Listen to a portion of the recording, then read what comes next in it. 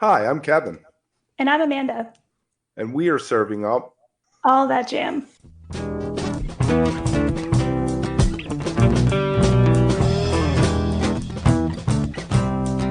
All That Jam, Quick Hit. Mike Dillon on Bad Brains.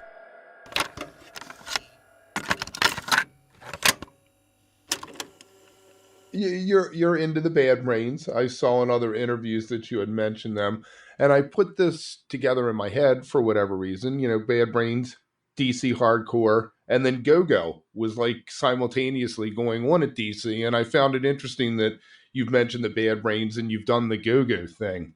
Is there? Do you see a connection between those two things, or was it just DC at that moment? Yeah, it was a mind blowing year, 1986, stumbling into a Bad Brains concert, having no idea what was going to hit me in the head. Because I wasn't like a punk rock guy, I was a music school nerd, and I literally was coming from a steel band performance in Las Colinas, Texas.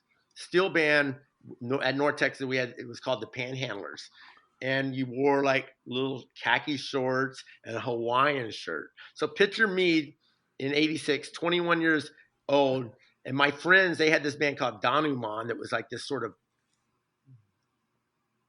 reggae band on OxyContin instead of weed.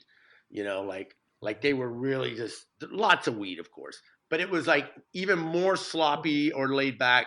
It was like the sloppiest reggae band ever, but it was super fun. And and they were like, "Hey, we're opening for this DC hardcore band called the Bad Brains this weekend. Can you play with us?" And I was still living in Denton, so I had this old El Camino. So I just threw my timbales and congas in the back of the El Camino, drove down to the theater gallery, which was like this punk rock, like just old abandoned warehouse that they had built a stage in. That they would the Chili Peppers, the Butthole Surfers, Bad Brains, Firehose, all the punk bands, Jane's Addiction, you know, on and on bands. That's where they played after the Hot Club in Dallas closed. That's where all the punk rock bands played. So I go in there. Greg Ginn from Gone, it was Gone, not Black Flag. They were Right. playing, and after we played. So I'm just hanging out on the side of the stage. And I thought, like, oh, cool, Greg Ginn, Black Flag. Yeah, I've heard of that band. Uh, but granted, I'm still like sort of a judgmental jazz. I just seen Art Blakey and Tony Williams that same year, music school guy. And music school guys are great, but we do tend to get judgmental on stuff You're because smart. You're smart. You're too smart for your own good. exactly. So like I'm just sort of there going, yeah, this is cool. And then I'm side stage and I'm smoking a joint with this big tall Rasta dude, and it's Daryl Jennifer, the bassist. So like I'm not even a pothead. Of course I'm like high as fuck. And the place is just getting rowdy and rowdier. There's 400 people inside a place for 200.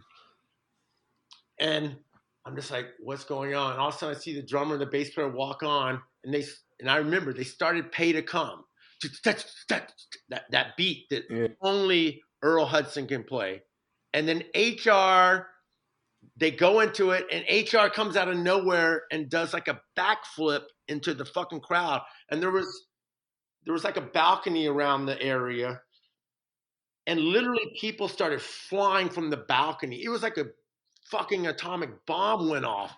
And I'm a music school guy just going, what?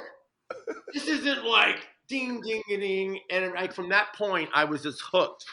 And for me, it was the energy as much as anything. That's what it was for me when I first got into punk. Was the energy? It was just like, wow, this is authentic. It's real. And back then, all the punk bands didn't sound the same. No. I mean, that was the part of like when when I got to open for Firehose like a few years later. Firehose was so different than the Minutemen and so different than the Bad Brains or Sonic Youth. And, remember going to see Sonic Youth, like, you know, going to see the Meat Puppets, like all these bands that were on those cool labels, they all sounded different. Yep. But it was like part of the punk rock scene of the 80s. So course, I'm looking at it through rose-colored glasses. Going to, we used to open for this band called Bad Mother Goose, and it was Tim Kerr from the Big Boys. And I never saw the Big Boys play, but I didn't realize like the influence of the Big Boys. Like all those bands Right. I'm talking about, Black Flag, the Chili Peppers, they all opened for the Big Boys Right. when they came through Texas. I remember like hanging out talking to Tim Kerr, not realizing what a legend he was. And just hearing those, like they were playing funk, like Curtis Mayfield funk. And they were like a bunch of old like punk rock dudes that seemed old to me. Right. They were maybe 30. Oh, I mean, he was probably like 32 or something. You're old. Right, boomers. So, it's just like that was, but everyone was encouraged to like just be original and do something different. So Right. that's sort of the hangover I have was from when I say punk rock, it's do your own thing, whether it's with jazz or rock and roll or rockabilly or Right. Afrobeat. I mean, I saw Fela too.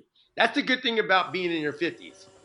If you are enjoying All That Jam, please like and subscribe to our social media channels at All That Jam Pod on Twitter, Instagram, and Facebook, or visit our website, allthatjampod.com. Make sure to sign up for our email list and tune in every week for new episodes. Also, look for full interviews on our YouTube channel. And remember, stay beautiful, but don't stay underground too long.